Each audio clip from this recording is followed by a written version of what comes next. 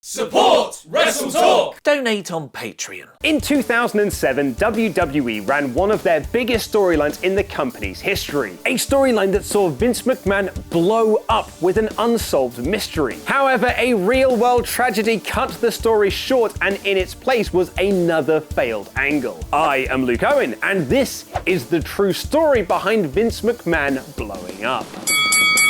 Our story begins in the early part of 2007, where Vince McMahon got into a heated rivalry with Donald Trump, which led to McMahon getting shaved bald at WrestleMania. He then won the ECW Championship from Bobby Lashley, but lost it back to Lashley at One Night Stand on June 3rd. The storyline was that the loss of the ECW Championship had led Vince into a downward spiral, prompting him to create Vince McMahon Appreciation Night for the June 11th episode of Raw. The night was mostly Vince being told what a jerk he is by wrestling legends such as Steve Austin, Roddy Piper, and Bret Hart, as well as future WWE Hall of Famers Snoop Dogg and Donald Trump. The night finished with Vince walking down to the ring sedated, and he stood in the ring while the crowd chanted "You suck" at him. He then said thank you, dropped the mic, and walked to the back. He passed all the wrestlers and exited the building. He paused before getting into his limo, shut the door, and then the car exploded.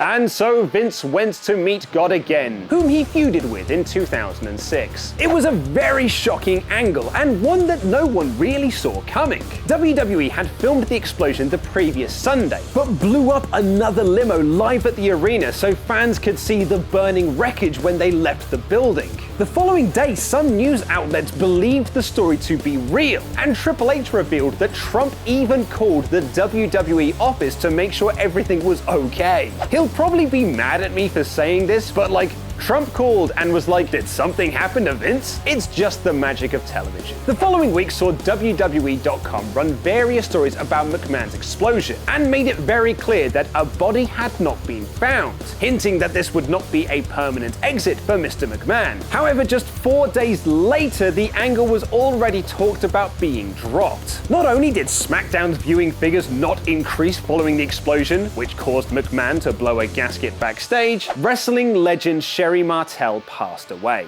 WWE were in a quandary. Their worry was that talking about the very real-life death of Martel would disconnect fans from the storyline death of Vince McMahon. The idea they came up with, which was suggested by Kevin Dunn, was to mention Sherry's passing on the website, but ignore it on television. There were a lot of people lobbying all day for that to be changed. In a very last-minute decision, the compromise was made to put up a graphic an hour and 20 minutes into the show, just prior to the women's match. A number of agents who were very close to her lobbied hard all afternoon and finally managed to get it done. And then, over a 3-day period in late June 2007, Chris Benoit killed his wife Nancy, his son Daniel, and himself at their home in Georgia. WWE found out about the tragedy just before a 3-hour taping of Raw was set to take place. Another episode based around the McMahon storyline. The decision was made to cancel the show and drop the angle entirely.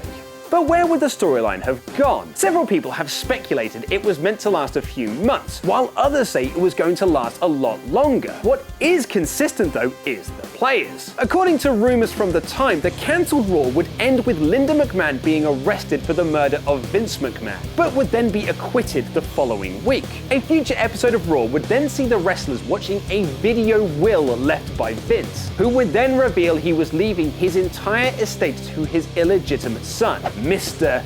Kennedy. This would be the giant revelation. This would also lead to the revelation that Triple H was married to Steph and was Vince's son-in-law, and thus we'd get a long Hunter versus Kennedy program where Hunter, the knight on the white horse, would be fighting to bring Camelot back to the McMahon family. Vince would then return to television to reveal that he faked his own death, and that he and Mr. Kennedy were in on the whole thing from the very start, and would culminate in a match between Vince and his real-life son, Shane McMahon. In August 2007, WWE carried on this basic storyline but removed the Vince is dead aspect. Vince was informed that he had an illegitimate son who was on the Raw roster, which was originally intended to still be revealed as Mr. Kennedy. However, Kennedy failed a wellness policy and was suspended for 30 days, leading to him being written out of storylines. It was then revealed that Hornswoggle was in fact Mr. McMahon's illegitimate son, but even that was changed, eventually revealing him as Finley's son. And the whole thing turned out to be a scheme concocted by Linda McMahon, Shane, and Stephanie. 2007 was an awful year for WWE storylines. Is there really real-life heat between Chris Jericho and Triple H? And what was Sting's missing WrestleMania match? Click the videos to the left to find out more. Press subscribe and support WrestleTalk on Patreon. I have been Luke Owen, and that